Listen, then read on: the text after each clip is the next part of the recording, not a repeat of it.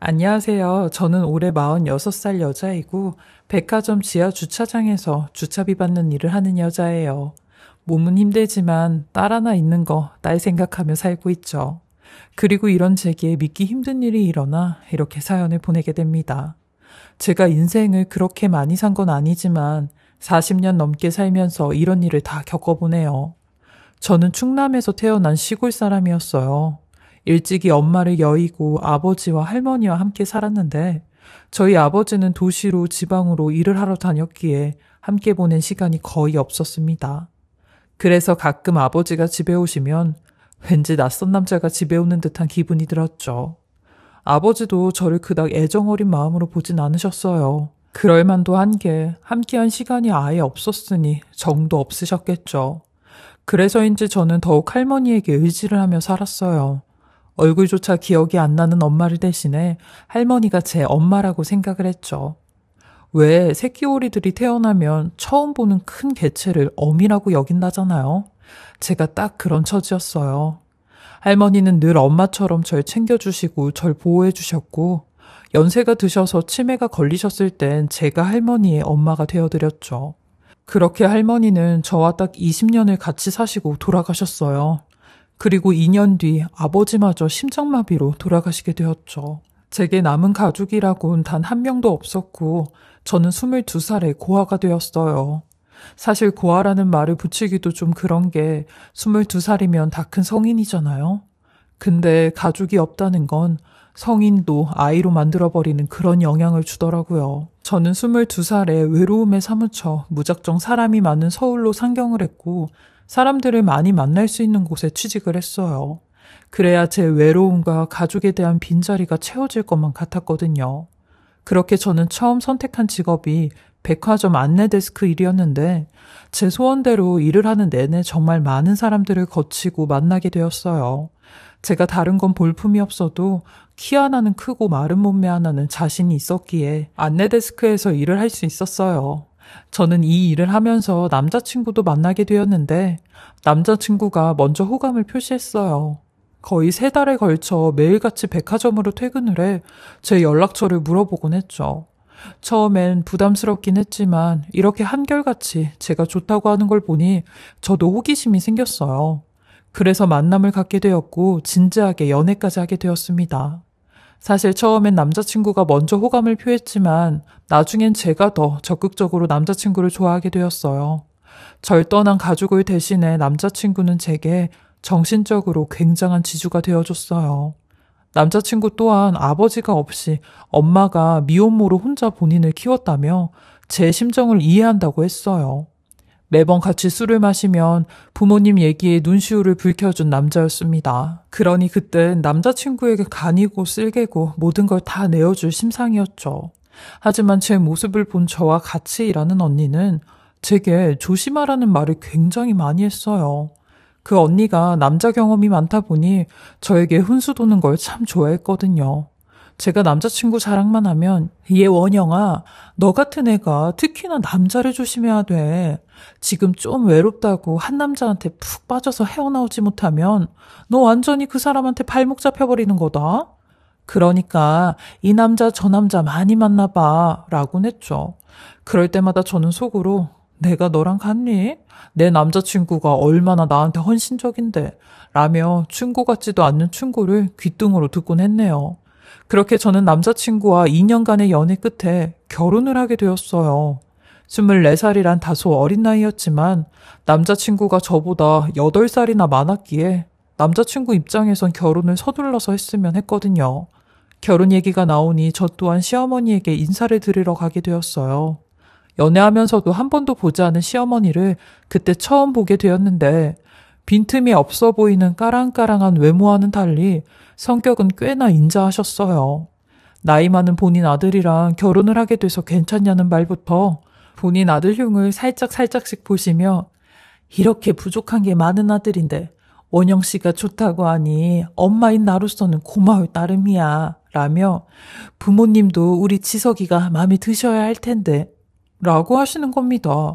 저는 그 말에 엥? 하는 얼굴로 남자친구를 쳐다보았어요. 그러니 남자친구가 제 무릎을 꾹 누르며 아이, 그럼 원영이 부모님도 나 마음에 든다고 하셨어. 라고 하는데 제가 그게 무슨 소리냐고 물어보려고 하니 다급하게 남자친구가 본인 엄마한테 엄마, 그 화장이 좀 번진 것 같은데 나가서 수정 좀 하고 오세요. 라고 하며 본인 엄마를 화장실로 보내는 겁니다. 그러곤 아주 당황한 얼굴을 하며 자기야, 사실 내가 엄마한테 거짓말을 좀 했어. 우리 엄마 본인이 미혼모로 날 키웠다는 열등감으로 평생을 사셔서 내가 만나는 여자만큼은 부모님 두 분 다 살아계신 분을 만나라고 어렸을 때부터 귀에 못이 박게 얘기를 하셨거든. 근데 나는 차마 자기를 포기할 수가 없어서 내가 어쩔 수 없이 선의의 거짓말 좀 했어. 자기네 부모님 지금 외국에 사신다고. 근데 이건 나쁜 거짓말이 아니라 선의의 거짓말이니까 괜찮을 거야. 라는데 저는 그 소리를 듣고 그게 말이 되냐고, 있지도 않은 부모님을 어떻게 있게 만드냐고 하니 우리 엄마 내 말이면 무조건 믿으시는 분이야. 심지어 내가 똥을 보고 된장이라고 해도 믿으실 분이라고. 그리고 우리 엄마 사람이 물러서 내 말이면 다 믿어. 그러니까 나 한 번만 믿고 그냥 내가 하자는 대로 하면 안 돼? 만약에 엄마가 당신 부모님이 두 분 다 안 계시는 거 알게 되면 이 결혼 완전히 물거품 되는 거라고. 자기 나랑 헤어져도 괜찮겠어? 라고 하는데 그 말을 들으니 문득 겁이 나는 겁니다. 나는 이미 이 사람에게 이 세상 전부가 되어버렸는데 이 사람마저 떠나게 되면 내 모든 걸 잃어버린다는 불안한 생각이 들었거든요. 그래서 그때 아주 위험한 거래를 하게 된 겁니다. 그 같이 일하는 언니의 말대로 이 사람이 제 발목을 잡아버린 거죠. 24살이란 어린 나이에 제 잘못된 선택을 막아주는 사람은 단 한 명도 없었고 무조건 남자친구가 하라는 대로 했어요. 그리고 이 사람은 곧 제 남편이 되었죠. 결혼하고 혼인신고만 올리고 애만 낳으면 다 해결이 된다던 남편의 말은 아주 달콤한 독사과였고 저는 등신같이 그 독사과를 크게 한 입 베어먹은 겁니다. 남편의 계획대로라면 몇 년 뒤 미국에 사시는 제 부모님이 교통사고로 돌아가시고 저는 부모를 잃게 되는 걸로 가면 된다고 했어요. 그리고 결혼식은 그때 마침 미국이 2001년도 9.11 테러로 난리가 났을 때여서 그 여파로 지금 한국에 들어올 수 없다고 거짓말을 하면 된다고 했죠. 그러니 시어머니는 그 말을 곧이곧대로 다 믿긴 하시더라고요. 남편의 유창한 말솜씨에 하마터면 저도 믿을 뻔했다니까요. 그렇게 저는 5년 동안 거짓말을 하며 살아왔고 결국 이 거짓말도 탄로가 나게 되었죠. 저는 거의 평생을 백화점에서 일을 한 터라 배운 게 백화점 일이니 나이가 들어서도 계속 백화점에 다녔어요. 근데 30대가 되니 벌써 20대 신입들의 미모에 밀려 앞내 데스크 일은 더 이상 못하게 되었고 식품점 캐셔로 일을 하고 있었어요. 그런데 어느 날 시어머니가 제가 일하는 곳에 오셔서 제가 자리에 없을 때 제 동료랑 이런저런 얘기를 나누셨고 제가 부모가 없다는 걸 다 알게 된 겁니다. 그날 시어머니는 백화점에서 제 멱살을 잡으셨고 감히 네가 날 농락하냐며 가만히 두지 않겠다고 개망신 한번 당해보라고 이리 내치고 저리 내치고 난리가 나셨어요.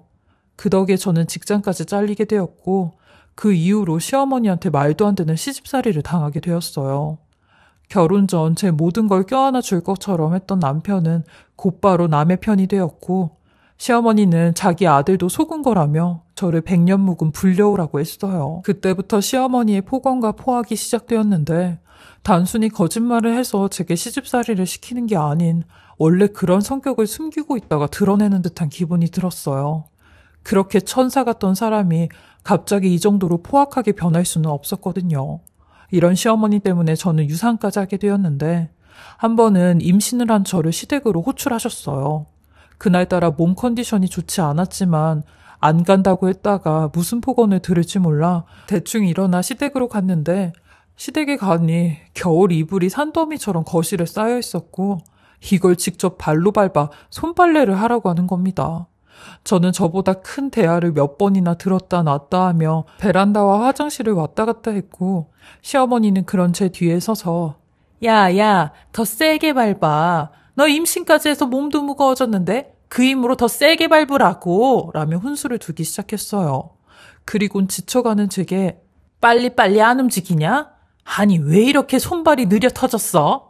라며 제 등을 팍 하고 미는데 저는 순간 핑하는 기분이 들며 대야 안으로 곤두박질쳐 쓰러지게 되었고 이내 밑이 축축해지는 기분이 들었어요. 그리곤 입고 간 바지가 붉게 물이 들기 시작하는데 전 순간 뱃속에 아이가 잘못되었다는 걸 짐작했고 배를 움켜잡으며 비명을 질렀어요. 근데 그 모습을 본 시어머니가 이게 지금 어디다 대고 비명을 지르고 야단이야. 아유 꼬라지 보니 애가 어떻게 됐나 보네. 지 애미 애비가 없으니 붙어있는 가족들은 죄다 떠나나? 애까지 저렇게 유산이 돼. 야, 너 일로 나와. 카페트에 물들이지 말고 얼른 일어나서 네 집에 가던가 병원에 가던가 하라고 라며 저를 사정없이 일으키는데 제가 미친 사람처럼 울부짖으며 힘없이 픽픽 쓰러지니 제 다리를 들어 카페트 밖으로 질질 끌어내며 경비 아저씨를 불러 저를 데리고 나가라고 하는 겁니다. 경비 아저씨는 쓰러져 있는 제 모습에 119를 불렀고 구급대원이 도착해 시어머니한테 보호자님도 동행하시라고 하니 시어머니가 그때 한 말이 아직까지도 잊혀지지가 않아요. 저 보호자 아닙니다. 저 여자 우리 집 시너발이에요. 라는 말이요.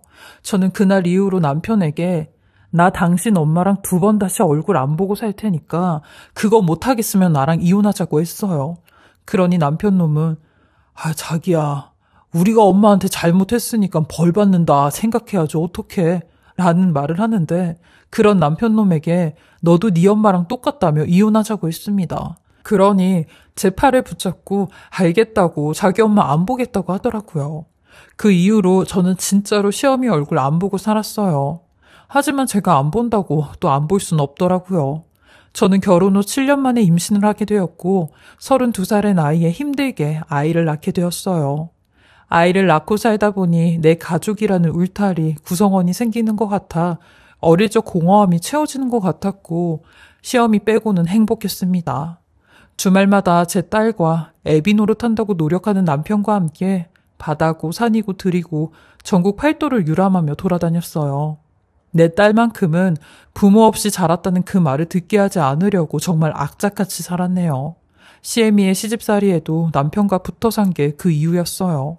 근데 이것도 잠시 우리 딸이 10살이 되던 해 저는 청천벽력 같은 암 소식을 듣게 되었습니다. 유방암 3기로 이미 겨드랑이 림프절까지 전이가 되어 있다고 했어요.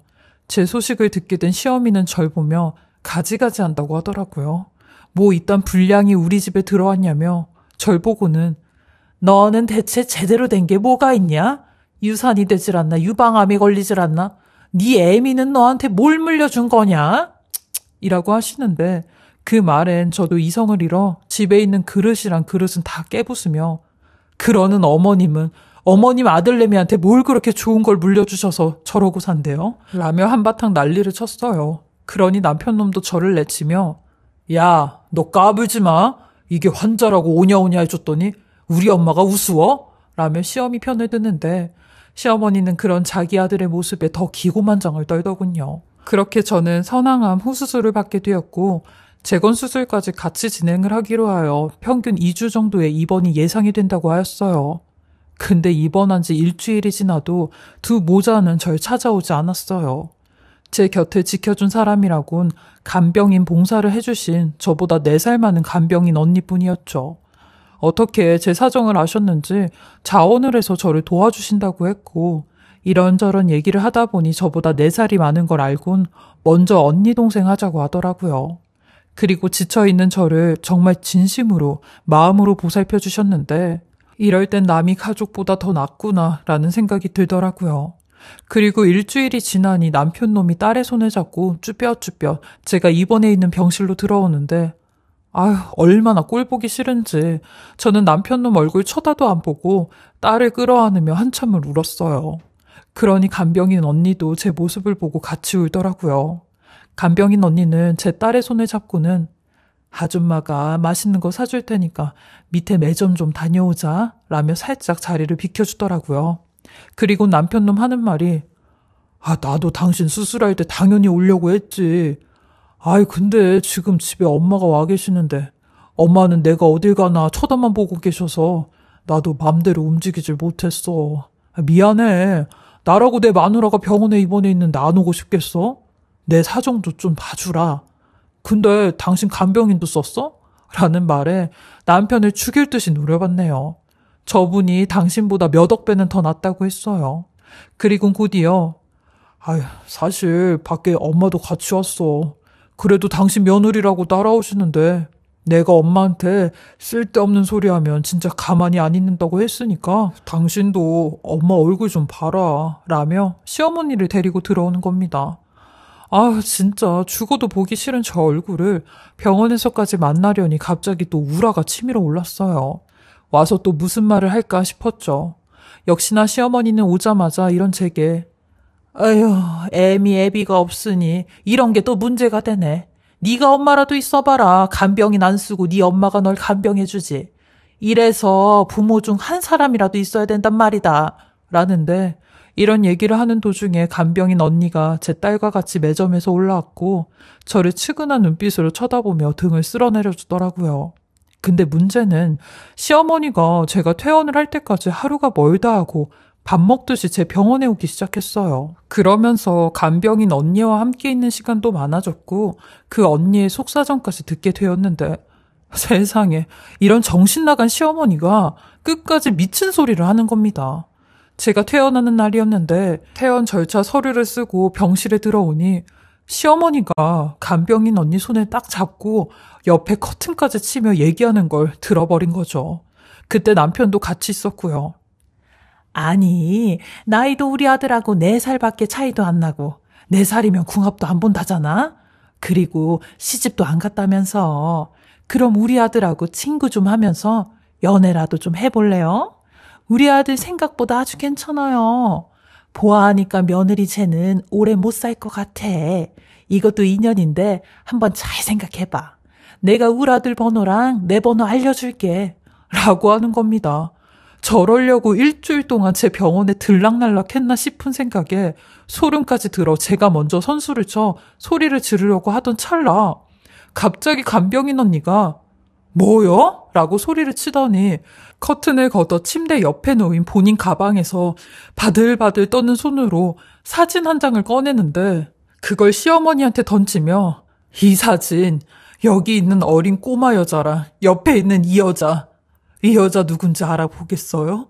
이 여자 당신이잖아. 내 엄마잖아. 라고 하는 겁니다. 그 소리에 시어미는 사색이 되어 바닥에 주저앉아 벌벌 떨고 있었고 저랑 남편 또한 그 자리에서 아무런 말도 하지 못한 채 충격에 휩싸였어요. 세상에 저만 몰랐던 시누이의 정체가 드러나는 순간이었죠. 절 2주 동안 간병을 해준 사람은 다름 아닌 40년 전 시어미가 보육원에 버린 저희 시누이였습니다. 시누이는 병실이 떠나갈 듯이 울부짖으며 내가 2주 동안 내 옳게 병간호하면서 당신네들 얘기 다 들었는데 왜 엄마라는 사람이 나를 무참히 그것도 아주 잔인하게 버렸는지 알겠네요. 당신은 그때도 딱 지금 같은 악마니까 나만 버린 거야. 40년 전 그렇게 찢어지게 가난해도 오빠는 데리고 살았잖아. 그때 내 나이가 6살이었어요, 6살. 6살이면 내 엄마 얼굴, 엄마 이름, 심지어 동네 주소까지도 아는 나이예요. 그렇게 다 큰 애를 쓰레기 버리듯 무참히 버릴 때 당신 천벌 받을 거 생각 못했어? 근데 이렇게 아픈 올케를 앞에 두고 뭐?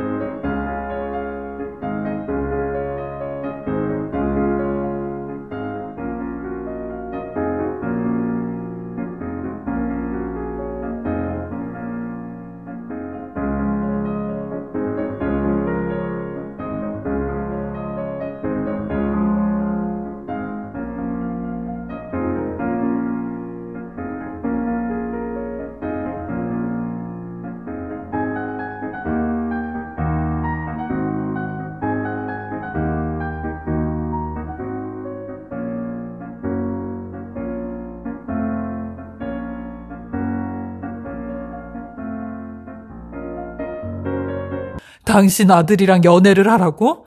당신 진짜 죽어서도 그 죄값 다 못 치러 라며 절규를 하는데 남편 놈 또한 입술을 파르르 떨며 그럼 네가 순미라고?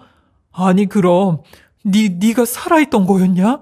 라며 울기 시작하는데 알고 보니 시어머니는 남편한테까지 본인 여동생이 고열을 앓다가 하늘나라에 갔다는 거짓말을 했더라고요. 그리고 시누이한테는 절대 우리 앞에 나타나지 말라는 말과 함께 뒤도 안 돌아보고 보육원에 두고 왔다는데 시누이는 집에서 몰래 가지고 나온 사진 한 장으로 40평생을 원망과 분노로 살다가 이제라도 용서를 하는 마음으로 시어머니와 남편을 찾았다는 겁니다. 심지어 저희 가족을 알게 된 것도 1년이 넘었다는데 용기가 안 나 항상 맴돌다가 제가 아픈 사실을 알고 이렇게 용기를 내 접근을 했다는 겁니다.